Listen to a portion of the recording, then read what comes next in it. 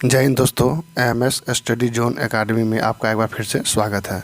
तो हम एक नए टॉपिक के साथ आए हैं जिसका नाम है कि अगर मारपीट का कोई केस मिलता है,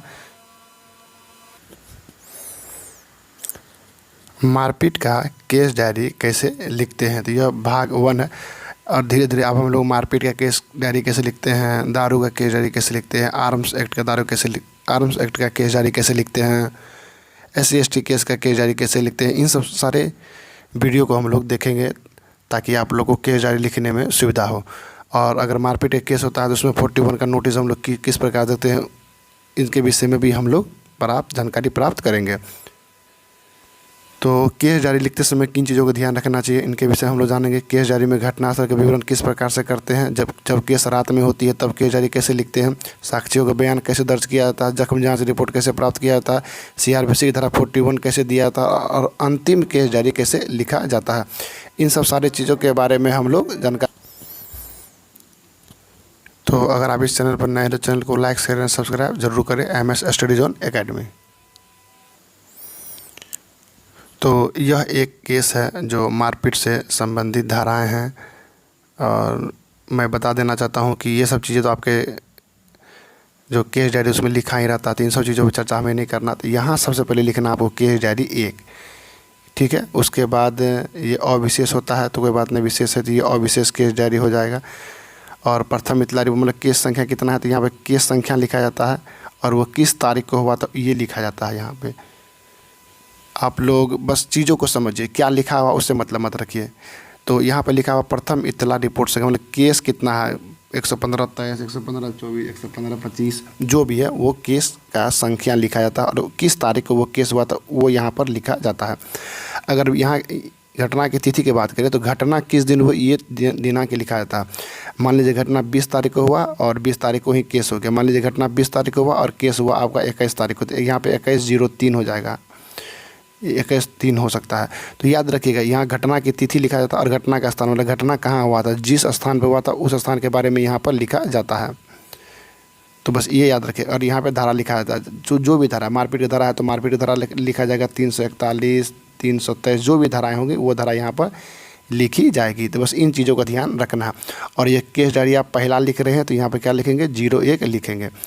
तो जैसे ही आप केस डायरी लिखते हैं तो सबसे पहले आपको ये याद रखना है कि यहाँ पर जो लिखा जाता है वो लिखा जाता है आपको प्राथमिकी। यहाँ पर क्या लिखा जाता है, प्राथमिकी दे के लिखा जाता है। और जिस तारीख को केस हुआ वो दिनांक लिखा जाता है। तो 20 को केस हुआ है तो 20/3/2023। उसके बाद समय क्या होगा तो वो समय यहाँ पर लिखा जाता है। तो समय जो भी हो, और याद रखिए समय यहाँ पर 24 घंटा में चलता है। तो मान लीजिए अगर 9 बजे हुआ है सुबह तो 9:30 ऐसे लिख सकते हैं। मान लीजिए रात्रि में केस हुआ है तो 11, 12, 13, 14 जो भी है वो समय आप यहाँ पर लिख सकते हैं। तो याद रखिएगा यहाँ पर हमेशा केस का समय और दिनांक लिखा जाता है। तो जो पहला पारा आता है वो इस प्रकार से लिखा जाता है कि पार्श्व में अंकित तिथि व समय पर वादी, जो भी वादी है उसका नाम दीजिए, उनका पिता का नाम दीजिए, उनका घर कहाँ है, उन चीज़ों के बारे में लिखिए और वो किस प्रकार से आवेदन लिख के दिया है। लिखित आवेदन दिया है तो यहाँ पर लिखेंगे लिखित। जैसे मान लीजिए कोई पेपर है, पेपर पर अगर वो लिख के दिया है तो लिखित आवेदन होगा। अगर वो टाइपिंग करा के दिया तो यहाँ पर टंकित आवेदन हो जाएगा। तो थाना अध्यक्ष महोदय के नाम से सौंपा, जिसके आधार पर जो भी थाना कांड संख्या 27/23 दिनांक, जो भी दिनांक है, जो दिनांक यहाँ दिया हुआ मैंने बोला ना, इस डाटा पर आप काम मत कीजिए कि यहाँ क्या लिखा हुआ है। आप जो आपको लिखा हुआ आपके जो केस में जो लिखा हुआ है, जो केस आपका आवेदन है उस पर हम लोग को फोकस करना है। तो ये जो भी यहाँ पे केस होगा वो लिखना है, जो दिनांक होगा वो लिखना है, जो धाराएं होंगी उन धारा के बारे में लिखना है। दर्ज कर, यहाँ देखिएगा इन चीज़ों को ध्यान रखिए। दर्ज किया गया और अनुसंधान भार सौंपा गया। पहले आपको अनुसंधान भार सौंपा जाएगा और उसके बाद आप आदेशानुसार कांड का अनुसंधान भार ग्रहण कीजिएगा। और उसके वादी का जो लिखित आवेदन है, जो कांड का मूल आधार जिसकी छाया प्रति निम्न प्रकार है। अगर आप कंप्यूटर से लिख रहे हैं तो आप क्या कर सकते हैं, इनके आवेदन को यहाँ पर उतार सकते हैं, कॉपी पेस्ट कर सकते हैं। अगर आप हाथ से लिख रहे हैं तो जो इनका FIR होगा उनको आप क्या करना होगा, आपको हाथ से लिखना होगा। तो इसी प्रकार से ये पहला पारा इस प्रकार से लिखा जाता है। उसके बाद रजिस्टर लिखा जाता है। रजिस्टर बार थाना ये इस प्रकार से लिखा जाता है। जो भी केस के आए होंगे उनका यहाँ नाम लिखा जाता है उसके बाद जो थाना प्रभारी है जिन्होंने केस आपको रजिस्टर कर दिया उसका नाम यहाँ लिखा जाता है। उसके बाद जो आगे का जो काम होता है वो होता है कि जैसे ही देखिएगा क्या होता है, जैसे ही आपका केस हुआ तो केस होने के बाद सबसे पहले आपने क्या किया, रजिस्टर किया। रजिस्टर करने के बाद क्या किया आप, उसको वादी का सबसे पहले क्या करेंगे, वादी का पुनर्बयान लेंगे। वादी का क्या लेंगे, पुनः बयान लेंगे। तो यहीं पर वादी का पुनः बयान ले लेना, तो यहाँ पे लिख देना है, यहाँ पे लिखना है वादी। अगर नाम खोलना चाहते हैं तो नाम खोल दीजिए, वादी विकास का पुनः बयान, इस प्रकार से लिख सकते हैं। और अन्य कोई व्यक्ति और उसके साथ अगर आया हुआ है तो उनका भी बयान लिख सकते हैं। तो पहला तो वादे का पुनः बयान हो जाएगा और दूसरा क्या हो जाएगा, आपको साक्षी। यहाँ पे क्या लिखना है, साक्षी। नाम दे सकते हैं यहाँ पर संतोष, साक्षी संतोष का बयान। तो संतोष का ही बयान लिख सकते हैं आप लोग। क्या क्या बातें बताएंगे, क्या क्या बातें नहीं बताएंगे, बयान तो आपको खुद ही लिखना होगा। उसके बाद क्या हुआ था कि ये केस रात्रि में रजिस्टर हुआ था, रात में रजिस्टर हुआ था। इसीलिए देखिए यहाँ पर हम क्या लिखे हैं कि अधिक रात्रि होने के कारण घटनास्थल के लिए प्रस्थान नहीं कर सका, अगले सुबह अनुसंधान में प्रस्थान करेंगे। अगर मान लीजिए बहुत रात्रि में हुआ है और आपको और काफ़ी ज़्यादा ग्रीवियस मैटर नहीं है तो आप इस चीज़ को लिख सकते हैं कि अधिक रात्रि होने के कारण घटनास्थल प्रस्थान नहीं कर सका, अगले सुबह प्रस्थान करेंगे। लेकिन रात्रि नहीं है, मान लीजिए 7 बज रहा, 8 बज रहा है, आपको लग रहा है कि घटनास्थल पे पहुंच सकते हैं, तो आप क्या करेंगे, डायरेक्ट घटनास्थल के लिए प्रस्थान कर जाएंगे। उसके बाद लिखना है आज के कांड देने के लिखना बन के अनुसंधान जारी है, फिर समर्पित करके फिर अपना जो भी है सिग्नेचर कीजिए। यहाँ पर जो दिनांक होगा वो देखिएगा, याद रखिएगा, यही दिनांक होगा। यही चीज़ें आपको याद रखनी है कि यहाँ पर जो आप तिथि लिखिएगा, यहाँ पर यही तिथि यहाँ पर लिखी जाती है। जो शुरुआत में जो तिथि होती है वही तिथि यहाँ पर लिखी जाती है। जो हो 25/2/23 जो तिथि वहाँ है वही तिथि यहाँ लिखी जाती है, याद रखिएगा बस। उसके बाद तो यहाँ पर आपने समर्पित कर दिया। समर्पित जो किया आपने तो क्या समर्पित किया, यहाँ देखिए, यहाँ पर आपने जो पहला केस डायरी लिखा है एक, ये समर्पित हो चुका है। तो एक समर्पित हो चुका है तो अब अगला क्या खुलेगा, 2 खुलेगा। तो यहाँ देखिए, तो अगला जो केस डायरी आप खोलते हैं तो यहाँ पर आपको लिखना पड़ेगा केस डायरी 02। अब क्या लिखना पड़ेगा, केस डायरी 02। इसमें सेम सी भरा जाएगा जो पिछले पारा में भरे थे वही चीज़ भरना है। उसके बाद तो यहाँ तो आपने 2 लिखा, तो समर्पित कितना किया, 1। तो यहाँ लिखेंगे इस कांड देने की संख्या 1 दिनांक। देखिए यहाँ ये जो दिनांक है यही दिनांक यहाँ लिखा है, ताकि इतना दिनांक को पहला केस डायरी समर्पित किया जा चुका है। जो तारीख है जैसे 25/2/23 है या फिर मान लीजिए 6/5/23 है, जब समर्पित किया जाता है ये वही बात यहाँ पर वही बात लिखा जाता है कि इस कांड देने की संख्या 1 दिनांक इतना को समर्पित किया जा चुका है। मतलब आप इस डायरी को लिख चुके हैं। तो 1 लिख चुके हैं तो ये जो खुला है केस डायरी, ये कमा खुला है तो ये दूसरा खुला है, तो यहाँ पर आपको 2 देना है। याद रखिएगा, यहाँ 1 होगा तो यहाँ क्या होगा, 2 होगा, यहाँ 2 होगा तो यहाँ 3 होगा, यहाँ 3 होगा तो यहाँ क्या होगा, 4 होगा। याद रखिएगा। और उसके बाद ये केस डायरी आप कब खोलते हैं, ये दिनांक आपको यहाँ पर लिखा जाता है। तो देखिए, अगर देखा जाए कि ये समर्पित कब किया गया नहीं लिखा हुआ है इसमें, कहने का मतलब ये है कि 6/5/23 को पहला डायरी समर्पित है। मान लेते हैं कि अगला डायरी आप खोलते हैं 10 तारीख को, तो 10/5/23। तो यहाँ पर भी जो आप समर्पित कीजिएगा ना, यहाँ पर भी आपको वही लिखना पड़ेगा 10/5/23। अब देखिए आगे क्या प्रोसेस किया गया है इसमें।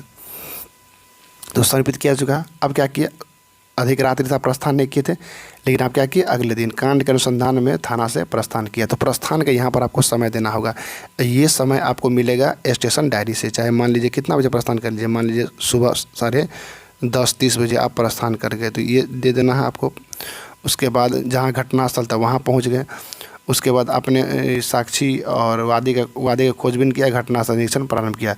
घटनास्थल कैसे लिखा जाता था, हमेशा याद रखिएगा, घटनास्थल लिखते समय सबसे पहले आपको ये देखना है कि मान लीजिए कि ये आपका थाना क्षेत्र है, ये आपका थाना क्षेत्र है, ये घटनास्थल। सबसे पहले देखना है कि इनकी दूरी क्या है, इनके बीच की दूरी क्या है। तो दूरी जो भी होगी लगभग करके लिख देना, याद रखिएगा, हमेशा लगभग करके लिखना है।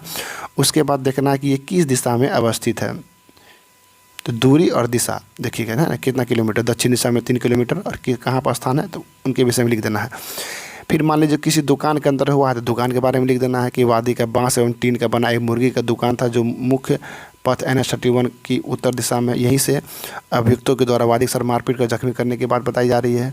अब जितना बेटर ढंग से मतलब घटनास्थल का मतलब होता है कि केस डायरी पढ़ के कोई व्यक्ति आपके घटनास्थल पर पहुंच जाए।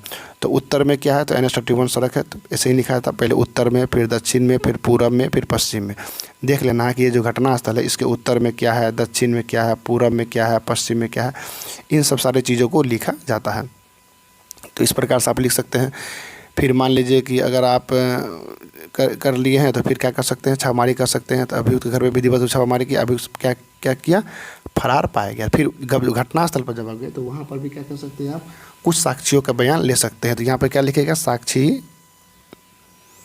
साक्षी प्रमिला देवी का बयान। फिर बयान आप ले लीजिए जिस प्रकार से लेना है। उसके बाद फिर क्या कि अन्य साक्षी खोजबीन किया लेकिन आपको साक्षी नहीं मिला, कोई दिक्कत नहीं है।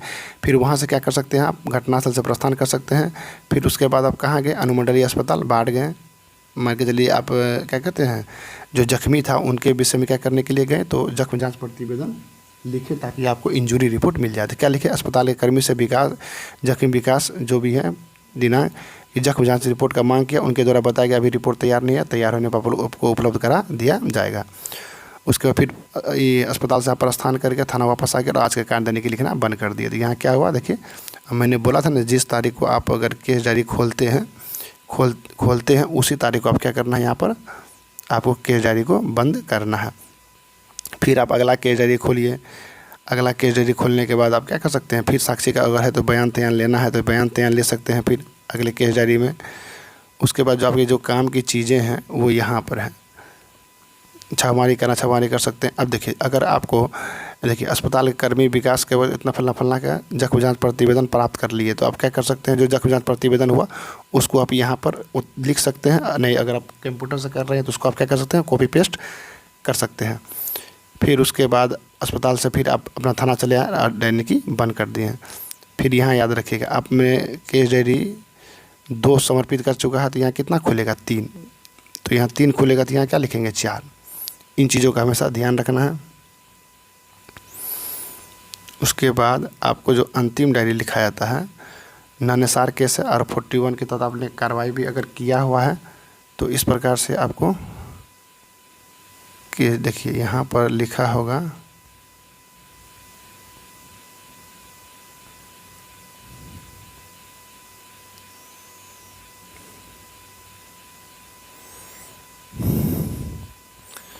मैं और डायरी भी पढ़ाऊँगा तो विस्तृत रूप से बता दूंगा। अगर आप अंतिम डायरी लिखते हैं तो देखिए अंतिम डायरी किस प्रकार से लिखा जाता है, इस प्रकार से लिखा है मैंने अंतिम डायरी। और याद रखिएगा, केस डायरी अगर 5 यहाँ समर्पित किया जा चुका है तो यहाँ जो भी होगा वो होगा यहाँ पर 6। और यहाँ पर दिनांक कितना 22/7/23 को समर्पित किया जा चुका है। तो ये डायरी आप कब खोले हैं, ये डायरी आपको जब यहाँ खोलिएगा तो वो दिनांक यहाँ लिखिएगा, उसी दिनांक को आप समर्पित कीजिएगा। तो इसी प्रकार से लिखा, इस कारण पुलिस निदेशक थानाध्यक्ष महोदय द्वारा एक ज्ञापांक प्राप्त होता है, उसको लिख देना है, दिनांक लिख देना है। उसके बाद जो भी चीज़ें आपको उसमें प्रतीत हुआ, आपने जो भी केस के संदर्भ में जो कुछ भी किया है उनको लिखा जाता है। आप लोग इसको पढ़ के भी आप लोग बहुत बातें समझ सकते हैं। उसके बाद फिर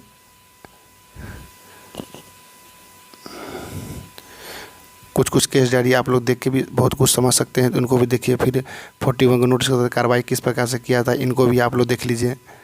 और फिर जो अंतिम डायरी होती है उनको भी आप लोग यहाँ पर देख सकते हैं। यहाँ पर अंतिम डायरी इस प्रकार से लिखा जाता है। फिर यहाँ देखिए, अगर यहाँ पर 6 समर्पित है तो यहाँ पर आपको क्या डालना है, 7। इन चीज़ों का ध्यान रखिएगा। और यहाँ पर 28/7/23 मतलब ये जो 7वां डायरी है ये कब सॉरी ये जो 6वां डायरी है ये कब समर्पित है, 28/7/23 को। तो 7वां जो खोलिएगा इसके बाद का डेट में खोलिएगा। मान लीजिए कब खोले हैं, 30/7/23 को खोले हैं। तो अंतिम जो डायरी लिखा जाता है, अंतिम डायरी इस प्रकार से लिखा जाता है कि अब तक का अनुसंधान, घटना संनिरीक्षण, गवाहों के बयान, पुलिस थानाध्यक्ष महोदय की समीक्षा, टिप्पणी, अंतिम अर्जिया धारा 341, 327, 506, 24 भादवी के अंतर्गत प्राथमिकी नामजद जो फलना के विरुद्ध सत्य पाया गया एवं आरोप पत्र के समर्पित करने का आदेश दिया गया। कांड का अनुसंधान सभी बिंदु पूर्ण। अतः वरीय पदाधिकारी महोदय के आदेशानुसार इस कांड में फलना धारा के विरुद्ध फलना अभियुक्तों के विरुद्ध के विरुद्ध आरोप संख्या फलना दिनांक फलना समर्पित करता कि माननीय न्यायालय में विचारण हो सके। फिर आपको यही जो दिनांक यहाँ दिया हुआ, मान लीजिए 31 तारीख खोले थे तो यहाँ भी 31/8 तय करके खेला ख़त्म कर देना। इस प्रकार से मारपीट का केस लिखा जाता है। तो बस आपको डायग्राम पता होना चाहिए किस प्रकार से क्या क्या लिखते हैं, और अगर और मारपीट का केस रेडी होगा तो मैं और अच्छी तरीके से आप लोग को बता दूंगा। तो प्लीज़ चैनल पर नए हो, चैनल को लाइक शेयर सब्सक्राइब जरूर करें। मिलते हैं अगले वीडियो में, तब तक के लिए धन्यवाद। जय हिंद, जय भारत।